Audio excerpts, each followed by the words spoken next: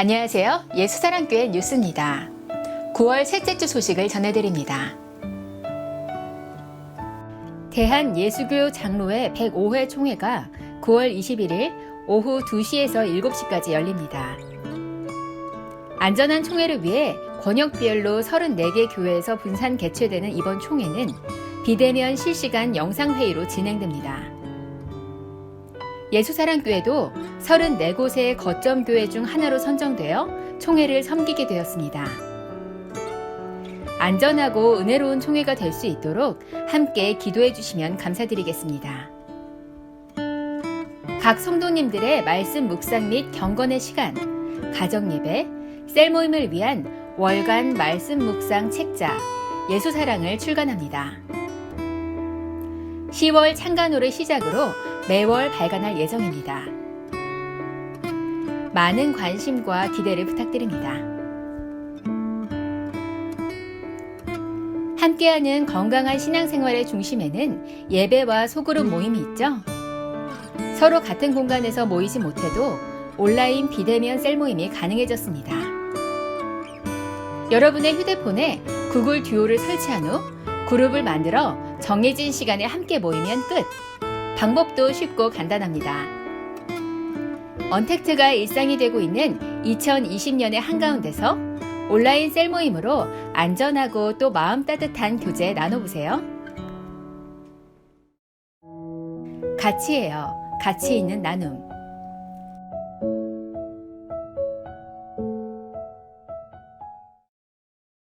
안녕하세요. 몽골 예수사랑교회에서 인사드립니다. 안녕하세요. 안녕하세요. 안녕하세요. 몽골은 지금 날씨가 조금씩 추워지고 가을이 다가오고 있습니다. 바론슬라 교회는 코로나 때문에 2월 초부터 모여서 예배를 드리지 못했습니다. 그래도 하나님을 사모하는 마음에 아자가 인터넷으로 말씀을 전하고 바론슬라와 지교회 성도들이 다 같이 말씀을 나누고 왔습니다.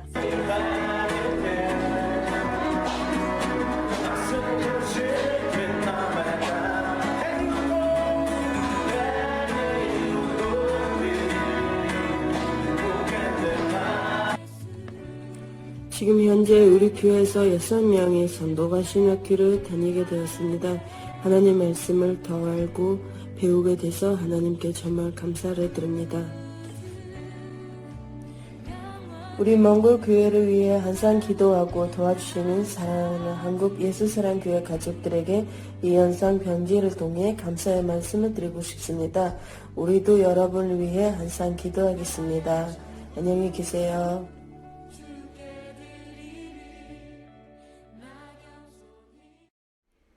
청년부에서는 9월을 선교의 달로 정하고 예수사랑교회 전 성도님들과 함께 태국, 몽골, 사이판 선교사님들에게 응원의 선물을 전달하려고 합니다.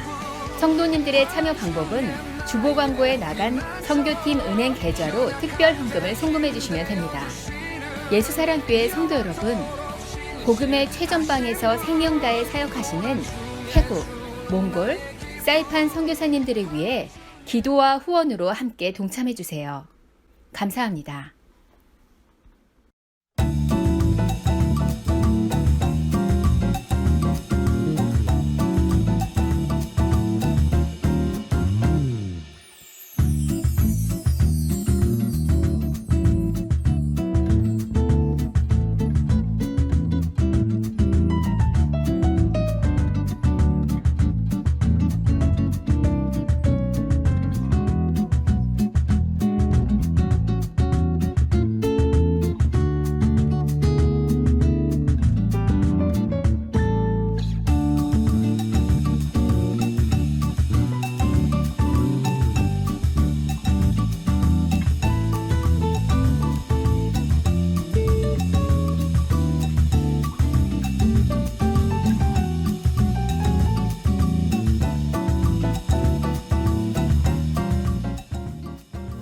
어떤 상황에서도 하나님만 바라보십시오.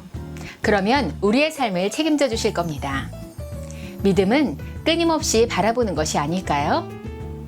지금까지 두 날개로 날아오르는 건강한 교회, 예수사랑교회 뉴스였습니다. 고맙습니다.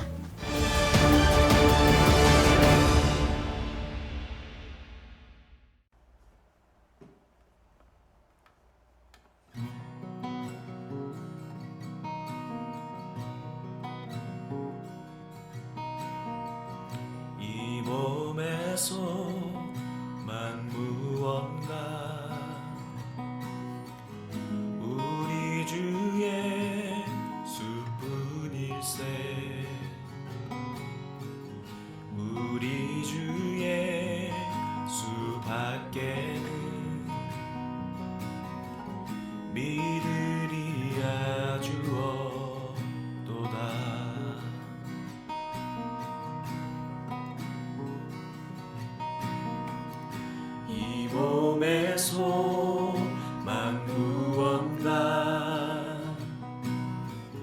우리 주의 수분일세 우리 주의 수 밖에는 믿으리야 주어도다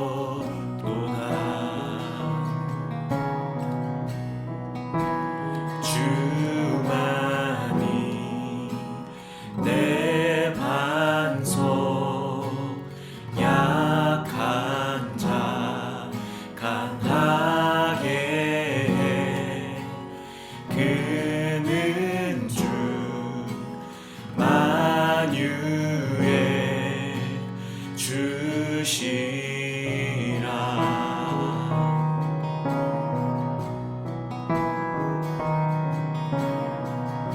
무섭게 바람 부는 밤 물결이 높이 설렐 때 우리 주 크신 은혜에 소망의 낯을 주리라 소망의 낯을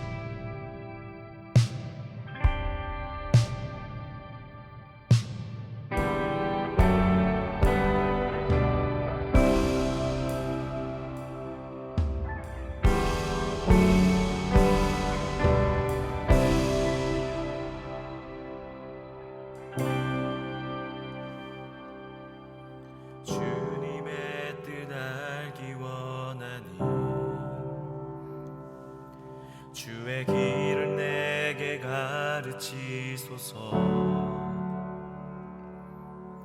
진리로 날 인도하시고 성령으로 나를 가르치소서. 주의 성령은 선하신 분이니 나를 바른 길로 인도하소서. 주의 말씀 앞에 순종하오니 기쁨으로 깨닫게 하소서. 나의 하나님 주의 뜻을 행하도록 가르치소서. 나의 구원자 되시니 내가 평생 주를 바라봅니다.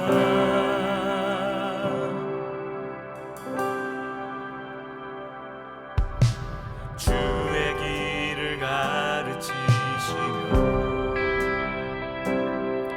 진리 가운데 걸어가게 하소서. 한결같은 마음 더하사 주의 이름 두려워하게 하소서. 주의 성령은 선하신 분이니 나를 바른 길로 인도하소서. 주의 말씀 앞에 순종하오니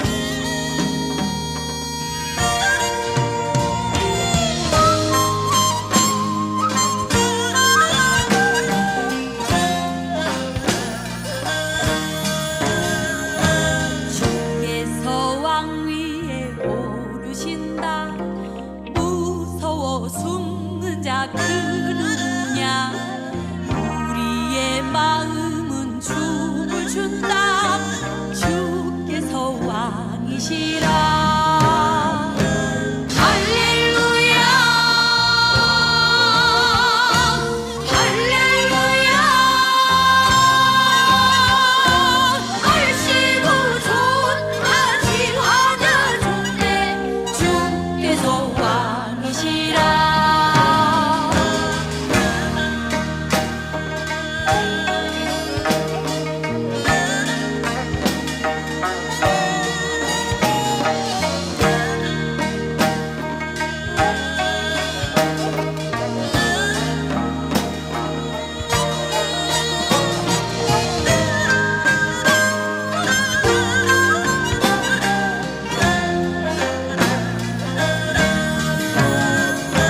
주께서 왕 위에 오르신다 무서워 숨는 자 그 누구냐 우리의 마음은 춤을 춘다 주께서 왕이시라 할렐루야 할렐루야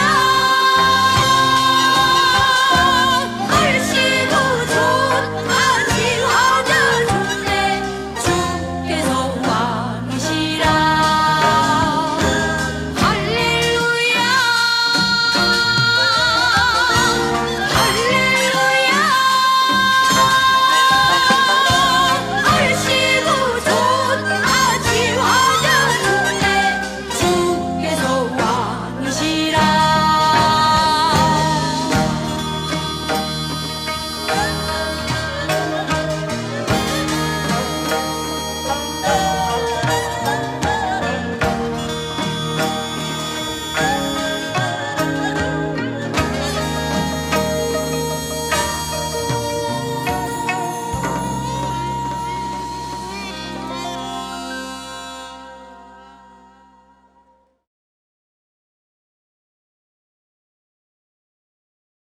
하나님 감사합니다.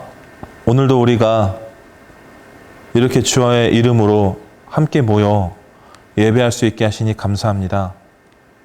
하나님, 우리가 질병을 인하여서 직접 얼굴을 보지 못하고 이렇게 또 하나님께서 일반 은총으로 허락하신 미디어를 통하여 우리가 함께 예배합니다.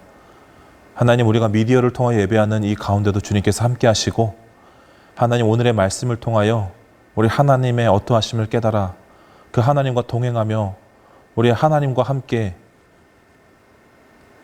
이 슬픔의 시국을 함께 헤쳐나가는 우리 예수사랑교회 청년들 될 수 있도록 주님께서 인도하여 주옵소서.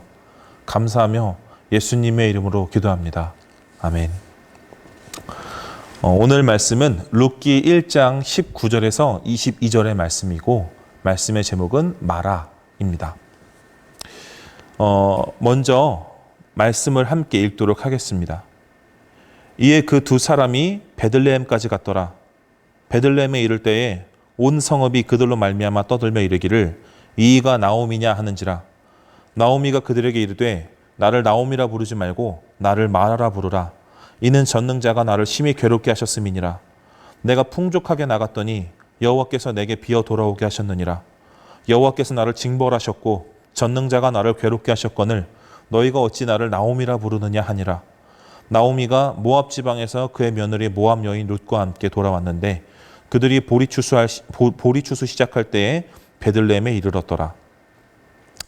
룻기는 4장밖에 안 되는 적은 분량이지만 신학적으로 볼 때 룻기는 굉장히 중요한 내용을 담고 있습니다. 왜냐하면 이 책의 제목이자 본서에 등장하는 중심인물인 룻이라는 여인은 이방 여인이지만 다윗의 조상이 되고 마태복음에 기록된 예수 그리스도의 족보에 포함되는 여인이기 때문입니다.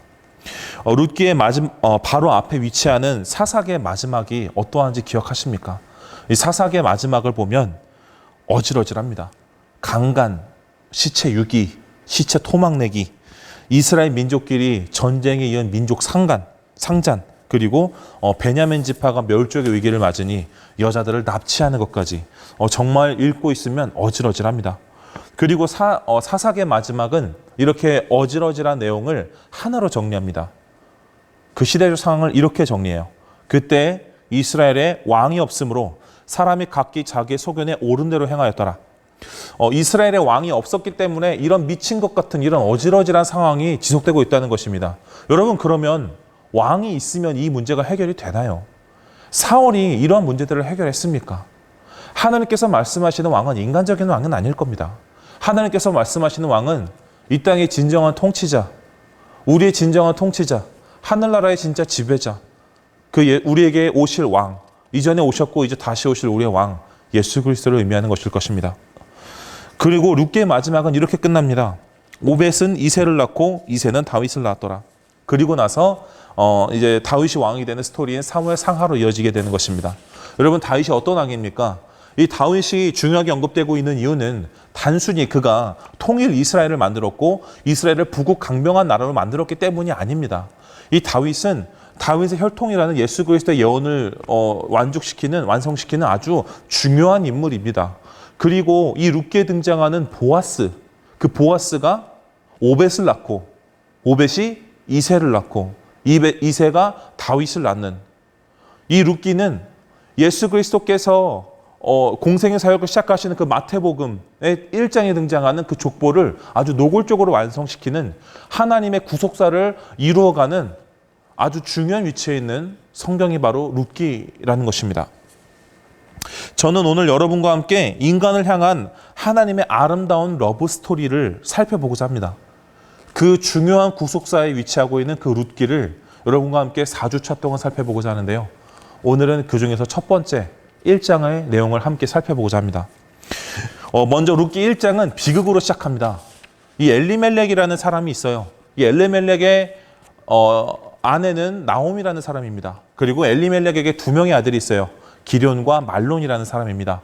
그리고 그 두 아들에게는 아내가 있었죠. 오르바와 룻이라는 사람입니다. 성경은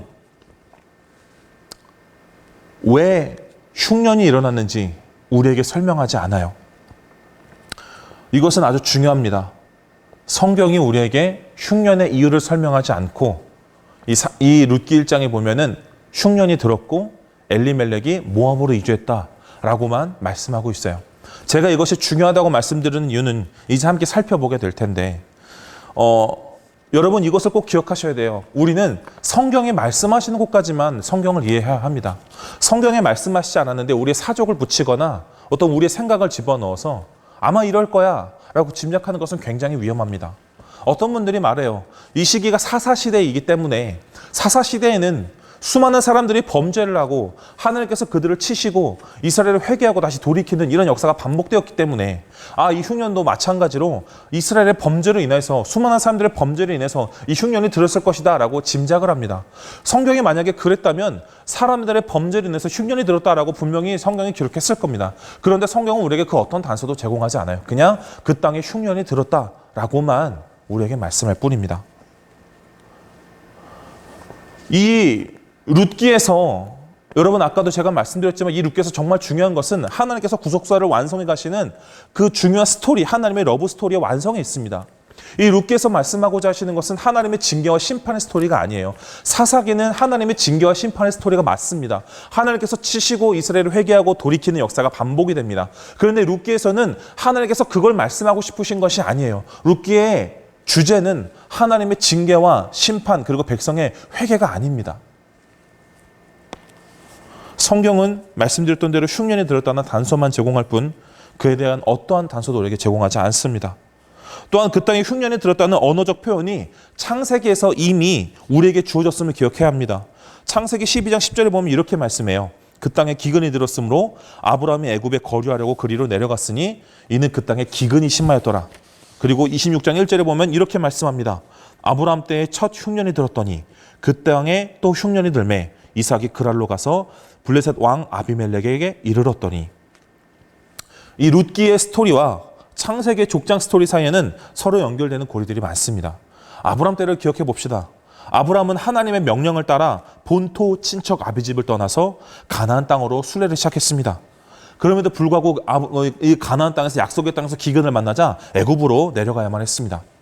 어떤 신학자들이 나홈의 남편이었던 엘리멜렉의 집안에 닥쳤던 재앙이 아비멜렉이 약속의 땅이었던 베들레헴을 떠났기 때문이다라고 해석하는 경우가 있어요.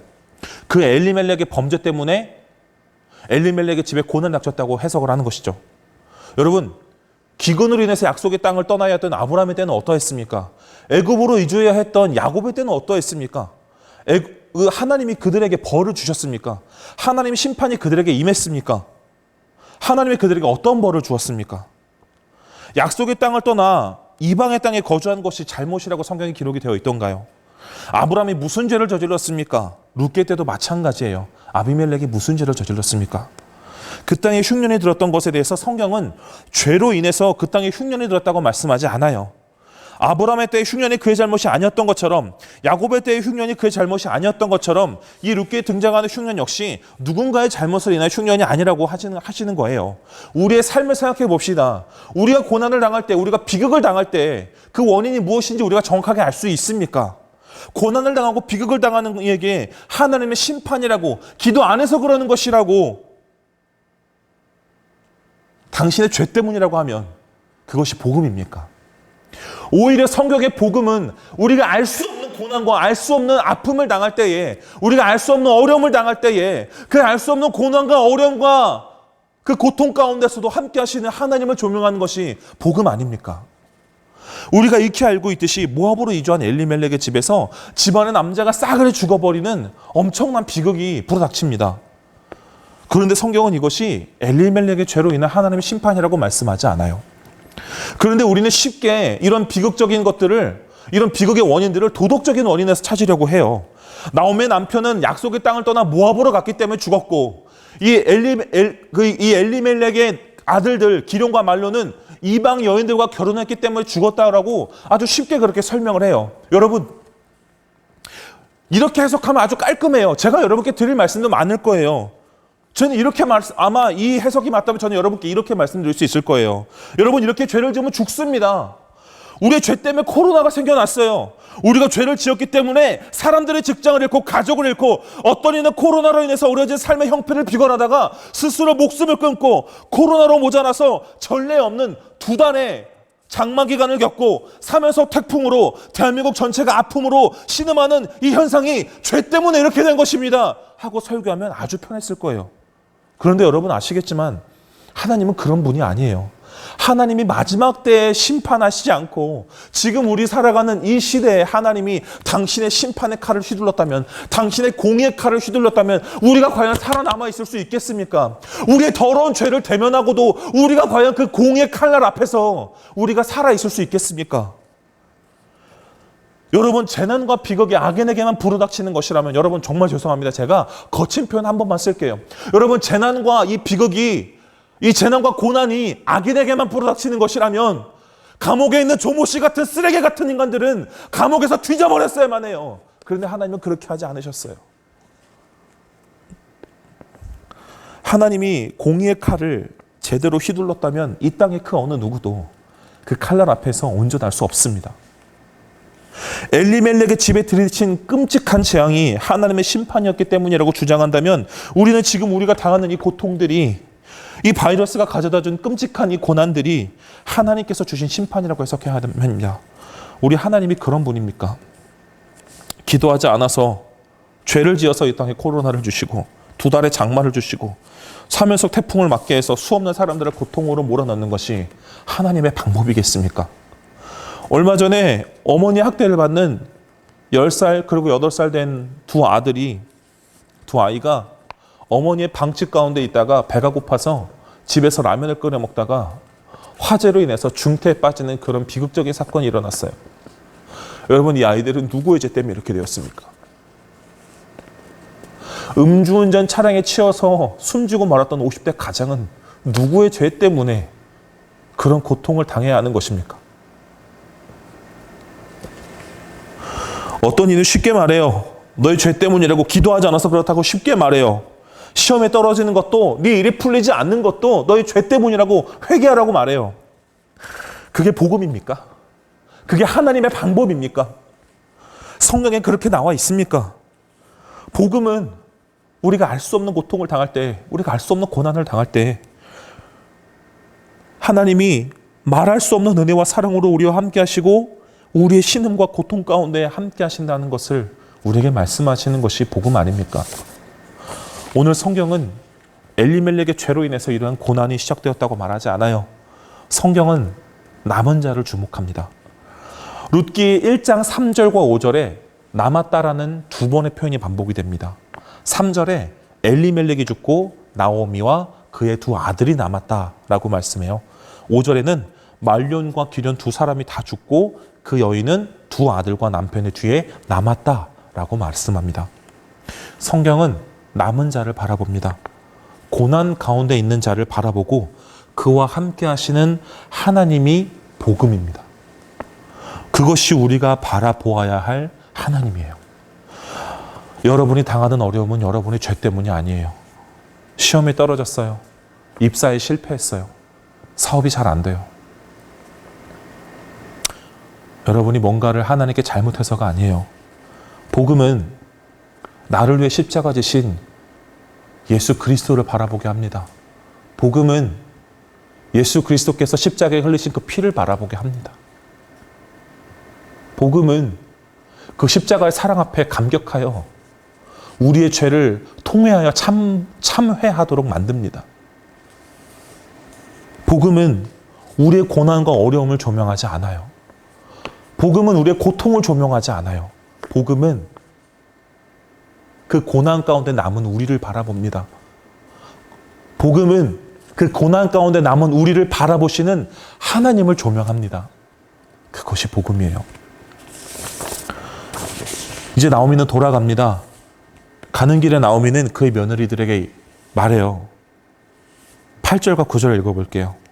나오미가 두 며느리에게 이르되 너희는 각기 너희 어머니의 집으로 돌아가라. 너희가 죽은 자들과 나를 선대한 것 같이 여호와께서 너희를 선대하시기를 원하며 여호와께서 너희에게 허락하사 각기 남편의 집에서 위로를 받게 하시기를 원하노라 하고 그들에게 입맞춤에 그들이 소리를 높여 울며. 당시 시대적 상황을 한번 살펴봅시다. 당시는 농경과 목축이 주 산업이었어요. 남성의 노동력이 정말 중요하게 취급을 받던 시대였죠. 복지가 지금처럼 잘 되어 있지도 않았어요. 그래서 농경과 목축을 할 수 있는 자들이 아니면 살아남기 굉장히 어려웠어요. 그래서 하나님께서 혼자서는 살 수 있는 능력이 없기 때문에 너희는 이런 자들에게 은혜를 베풀어라 라고 말씀하셨던 부류가 객과 고아와 과부 아닙니까? 나오미가 고향으로 가고 있어요. 나오미가 살 길을 찾아서 떠나는 걸로 보이십니까? 아니에요. 나오미는 살 소망을 찾아가는 것이 아니라 자신의 죽을 자리로 가고 있어요. 그래서 나오미는 유언처럼 며느리들에게 말하는 거예요. 너희가 나는 소망이 없으니까 너희 나를 떠나. 가서 새 남편도 만나고 잘 살기를 바래. 하나님 축복이 하나님께서 나한테 축복하셨던 것처럼 너희에게도 하나님께서 그렇게 복을 내리시기를 바래. 이렇게 말하는 거예요. 그런데 며느리들은 나오미를 떠나려고 하지 않아요. 나오미가 참 좋은 시어머니였나 봐요. 어머니, 저희는 절대로 어머니를 떠나지 않을 거예요. 이렇게 오르바랑 룻이 말해요. 그러자 나오미가 뭐라고 하냐면, 야, 난 소망이 없어. 나 늙었지 않니? 그리고 혹시라도 내가 진짜 정말 만에 하나 내가 남편을 만나서 아들을 낳는다고 치자. 너네가 걔네 클 때까지 기다릴래? 나오미가 자신의 소망 없음을 이야기해요. 울어요. 셋이 막 붙잡고 웁니다. 오르바는 어머니에게 울면서 입을 맞추고 어머니를 떠나요. 이 셋이요, 의기투합해서 유다로 돌아가도 내일은 없어요. 그냥 셋이서 굶어 죽는 거예요. 오르바는 어쩌면 현명한 선택을 했어요. 오르바를 욕할 것이 아니라 당시에 오르바가 선택할 수 있는 선택지는 그거 하나밖에 없었어요. 그런데 룻이 특별나요. 룻은 떠나지 않았어요. 나오미가 룻에게 말해요. 15절에 보면은 나오미가 또 이르되 보라, 네 동서는 그의 백성과 그의 신들에게로 돌아가나니 너도 너의 동서를 따라 돌아가라 하니 나오미는 오르바가 그의 백성과 그의 신들에게로 돌아간 점을 강조합니다. 나오미가 룻에게 묻는 거예요. 너희 백성과 너희 신을 포기하고 그것들을 버리고 나를 쫓아올 거야? 라고 묻는 거예요. 이제 룻은 자신의 결단을 나오미에게 보여줍니다. 이 절박한 상황 가운데 룻이 토해낸 이 엄청난 고백은요, 여러분, 룻은 어떤 사람이에요? 모압 여인이에요. 모압에서 태어나고 자라서 하나님을 모르고 살았어요. 그런데 나오미로 인해서, 그 집으로 인해서 하나님을 만났죠. 이 하나님을 전혀 모르고 살던 이 이방 여인, 이 룻이 오늘 보여주는 고백은 정말 놀라운 고백이에요. 16절과 17절 룻이 이렇게 말씀합니다. 룻이 이르되 내게 어머니를 떠나며 어머니를 따르지 말고 돌아가라 강권하지 마옵소서. 어머니께서 가시는 곳에 나도 가고 어머니께서 머무시는 곳에서 나도 머물겠나이다. 어머니의 백성이 나의 백성이 되고 어머니의 하나님이 나의 하나님이 되리니 어머니께서 죽으시는 곳에서 나도 죽어 거기 묻힐 것이라. 만일 내가 죽는 일 외에 어머니를 떠나면 여호와께서 내게 벌을 내리시고 더 내리시기를 원하나이다 하는지라. 나오미가 질문했죠. 오르바는 자기의 백성과 신에게 돌아갔어. 너는? 룻이 거기에 최고의 대답을 하는 거예요. 어머니, 당신의 백성이 나의 백성이 되고 당신의 하나님이 나의 하나님이 될 것입니다. 룻의 고백은 생명을 건 고백이었어요. 죽음에 이르기까지 함께하겠다는 고백이었어요.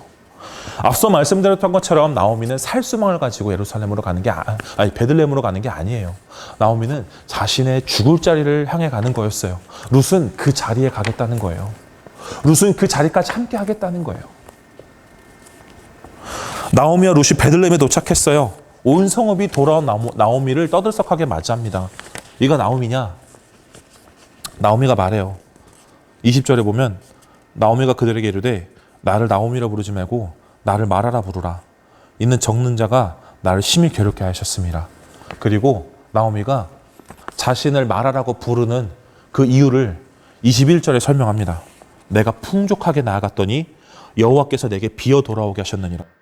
여호와께서 나를 징벌하셨고 전능자가 나를 괴롭게 하셨거늘 너희가 어찌 나를 나오미라고 부르느냐 하니라. 이 나오미의 대사를 보면 두 가지의 대조점이 나옵니다. 내가, 그리고 여호와, 그리고 풍족하게, 그리고 비어 돌아오게.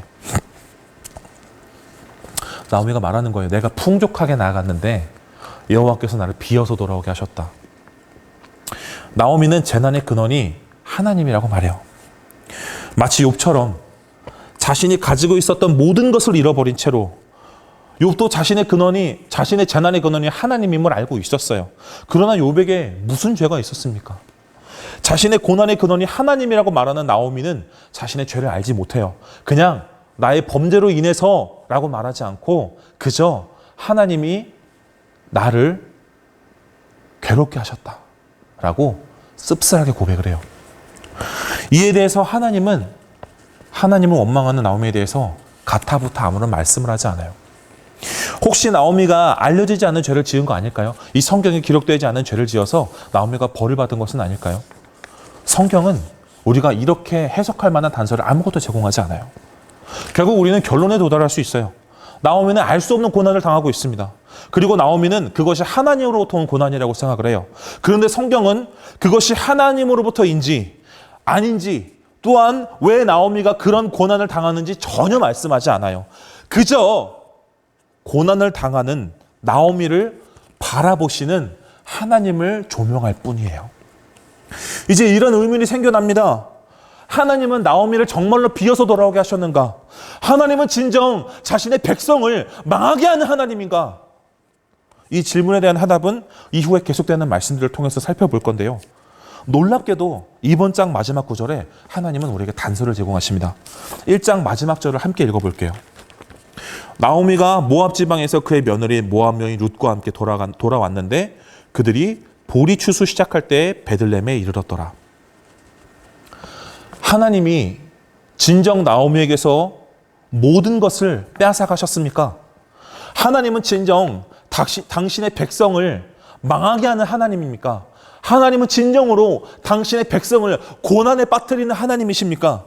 하나님은 당신의 백성이 당하는 고난에 전혀 관심이 없는 하나님입니까? 이런 의문이 막 피어오르려는 찰나 마지막 구절에서 하나님은 마치 추운 겨울을 혹독하게 지나야 새 생명의 봄이 오는 것처럼 이 봄에 새 생명의 상징인 새싹이 이렇게 아주 작게 땅에서 피어오르는 것처럼 마치 그 새싹과도 같은 아주 그 작은 희망을 우리에게 단초를 제공하세요. 나오미가 모든 것을 잃은 것 같지만 그에게 생명을 걸었던, 그와 죽음까지도 함께할 것이라고 했던, 어머니의 백성이 나의 백성이 되고 어머니의 하나님이 나의 하나님이 될 거라고 고백했던 룻을 그에게 붙여주셨어요. 또한 성경은 그때가 보리 추수할 때라고 아주 구체적으로 시기를 언급합니다. 추수는 하나님이 베푸신 긍휼의 증거예요.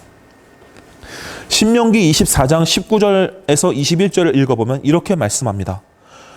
내가 밭에서 곡식을 멜 때에 그 한 못을 밭에 잊어버렸거든 다시 가서 가져오지 말고 나그네와 고아와 과부를 위하여 남겨두라. 그리하면 내 하나님 여호와께서 네 손으로 하는 모든 일에 복을 내리시리라. 내가 내 감람나무를 떤 후에 그 가지를 다시 살피지 말고 그 남은 것은 객과 고아와 과부를 위하여 남겨두며 내가 내 포도원의 포도를 딴 후에 그 남은 것을 다시 따지 말고 객과 고아와 과부를 위하여 남겨두라. 앞서 말씀드렸던 대로 객과 고아와 과부는 스스로 삶을 영위할 수 없는 사람들이었어요. 그래서 하나님은 이들을 향한 긍휼과 은혜를 베풀라고 직접 명령하셨어요. 그래서 추수할 때 그들의 삶의 소망을 얻을 수 있도록 밭에 모든 것을 가져가지 마라라고 말씀하셨던 거예요. 베들레헴으로 향했던 이 과부 2명은 하나님께서 열어두셨던 삶의 소망 가운데로 들어가는 것입니다. 거기에다가 이 보리 추수가 정말로 중요한 이유가 있는데 이것은 이제 나중에 함께 살펴볼게요. 사랑하는 여러분, 하나님은 나오미에게 고난의 이유를 설명하지 않았습니다. 이 고난의 이유가 나오미의 죄 때문이라고도 하지 않으셨어요. 하나님을 원망하는 나오미를 책망하지도 않으셨습니다. 그저 고난 가운데 있는 나오미를 바라보셨고 자신에게 아무것도 남지 않았다고 생각하는 나오미에게 룻을 붙여주셨고 보리 추수라는 살 소망을 열어주셨어요. 하나님은 우리의 연약함을 책망하는 분이 아닙니다. 너의 죄인이 너의 죄 때문이니 회개하라 라고 폭력을 휘두르는 하나님도 아니에요. 그저 고난당하는 나오미와 함께 하셨던 것처럼 그렇게 고난 가운데 함께 하시는 분이 바로 하나님입니다. 당신의 공의의 칼을 휘둘러 죄인인 우리를 단죄하지 않으시고 하나님께서 공의의 칼을 휘둘러 마지막 때 심판을 우리에게 진짜로 하셔야 할 때에 우리가 그 하나님의 심판의 칼을 벗어날 수 있는 예수 그리스도의 피라는 그 보혈의 피라는 우리에게 긍휼을 베풀어 주신, 우리에게 은혜를 베풀어 주신 분이 바로 하나님이에요. 그분이 하나님입니다. 사랑하는 여러분, 하나님은 여러분과 제가 당하는 고난이 우리 때문이라고, 우리의 죄 때문이라고 말씀하는 분이 아니에요. 하나님은 그 죄의 원인을 찾아내려고 하는 분도 아닙니다. 그저 고난 가운데 있는 우리와 함께 하시고 우리가 그 고난 가운데서 일어날 때까지 우리를 위로하시고 우리가 그 고난 가운데서 일어나도록 살 소망과 힘을 주시는 분이 바로 하나님입니다. 복음은 우리가 하나님 앞에서 죄책감을 갖도록 만들지 않아요. 복음은 우리를 위해 십자가를 지신 예수 그리스도를 조명합니다. 그리고 그 십자가의 복음 앞에, 그 위대한 사랑 앞에 감격한 우리가 참회하며 회개하도록 하는 것이 복음입니다. 그 하나님을 믿는다면 우리 역시 마찬가지예요. 누군가 고난을 당할 때, 어려움을 당할 때 그 원인과 이유를 찾지 마세요. 함부로 그의 죄와 실수를 평가하지 마십시오. 우리는 그저 고난 가운데 함께 하시는 우리의 아픔과 함께 하시는 하나님을 바라보도록 해야 합니다. 그것이 복음입니다. 사랑하는 여러분, 하나님은 우리의 모든 상황 가운데 함께 하십니다. 우리를 책망하지 않으시고 그저 우리를 품으시며 우리가 십자가에서 피 흘리신 예수 그리스도를 바라보게 하세요. 그 하나님을 믿는다면 사랑하는 여러분, 우리가 그렇게 죄와 원인을 찾고 정죄하는 자들이 아니라 우리의 아픔 가운데 함께 하시는 하나님의 사랑처럼 이웃의 아픔과 고난 가운데 함께하며 위로하는 저와 여러분이 되기를 예수님의 이름으로 간절히 부탁드립니다.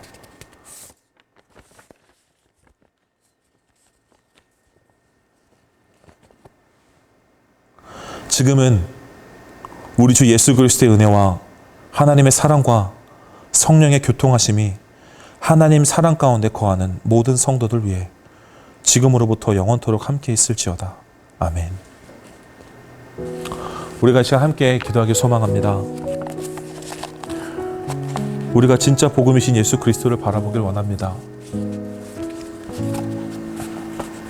우리를 꾸짖지 아니하시고 우리를 사랑으로 품으시는 그 하나님을 우리가 진짜로 바라보길 원합니다. 그리고 우리가 그 하나님의 사랑을 닮아, 우리가 그 예수 그리스도의 사랑을 닮아 고난 가운데 있는 이들에게, 아픔 가운데 있는 이들에게 그들의 죄와 원인을 찾으려 애쓰지 아니하고 그저 사랑으로 품으시는 하나님처럼 그들을 하나님의 사랑으로 품어 알 수 없는 고난 가운데, 알 수 없는 아픔 가운데 우리 함께 하시는 하나님을 바라보도록 만드는 저 여러분이 되기를 바랍니다. 여러분이 당하는 고난은 여러분 때문이 아니에요. 여러분이 당하는 아픔은 여러분의 죄 때문이 아니에요. 하나님은 우리의 고난과 그 아픔 가운데 오늘도 함께 하십니다. 그 하나님을 바라보는, 진짜 예수 그리스도의 복음을 바라보는 저 여러분 될 수 있기를 예수 그리스도의 이름으로 부탁을 드리며 우리 함께 이 시간 그 하나님을 바라보며 기도합시다. 함께 기도하겠습니다.